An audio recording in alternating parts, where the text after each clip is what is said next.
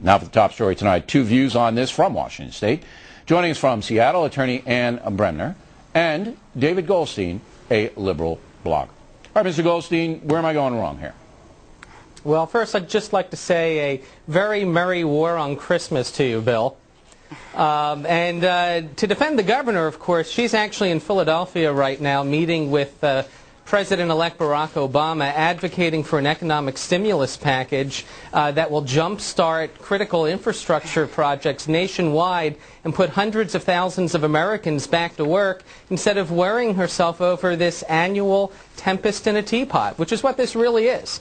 So you have no problem with an anti-religious sign on the state capitol grounds next to the nativity scene? You got no problem with that?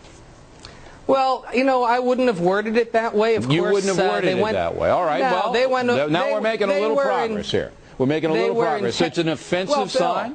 It's a anti-religion sign.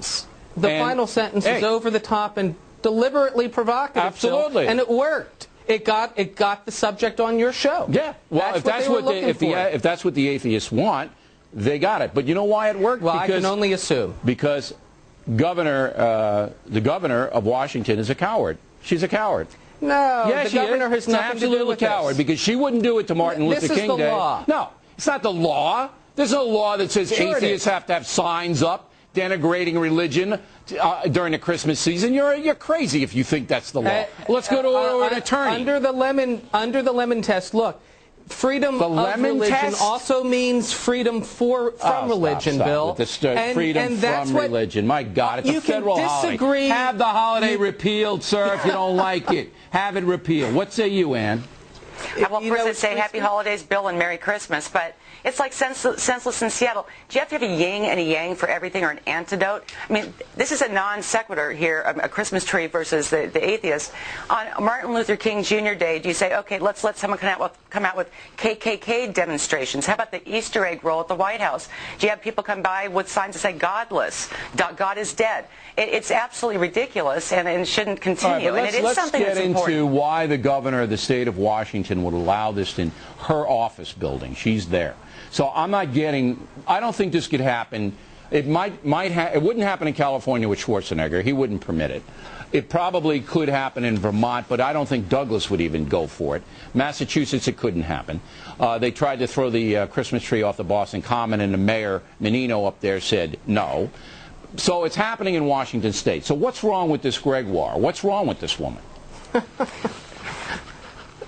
Who are you asking the question? I'm asking Ann, and then I'll get back to you, Mr. Goldstein. Well, I know her. She's a wonderful governor, but, you know, there's some mistakes here. And maybe when she comes back, she'll make this right, because, you know, the tree's on the third floor of the Capitol building, up on a balcony with the nativity scene tucked underneath. And this is just something that's wrong. And it's not manifest destiny. So you don't know why she would do this. You don't know why she would offend millions of Americans and bring embarrassment to her state. Because this is embarrassing. It doesn't happen anywhere else. It happens in Washington State. That's it.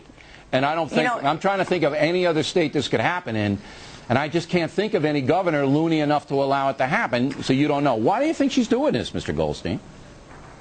She's not doing anything. This is this atheist group that put that sign up. That you're not allowed to put it up without state approval. They have to get the approval from the state. She's the boss. That's right. And any religious organization that wants to put up a display gets to put one up. That's not true. This is the problem of having religious displays on public property. It's a free speech in the issue in the end.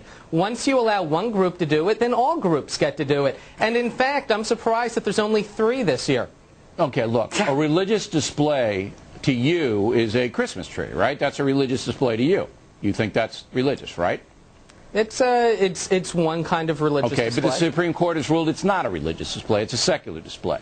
If you say that Jesus was a philosopher and we admire his philosophy, as most Americans do, it doesn't have to be a religious thing. That's why U.S. Grant signed the holiday into law, because it was honoring a philosopher of which Jesus, our Constitution was based on a lot of his teachings. That's why it was honored into law. It had nothing to do with a church or anything else. You can be a secular Christmas person or a religious Christmas person, sir.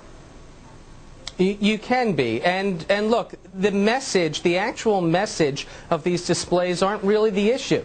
in the end. No, peace on earth, but all religion is bad. Peace on earth, but all religion is bad. This is so offensive and so stupid.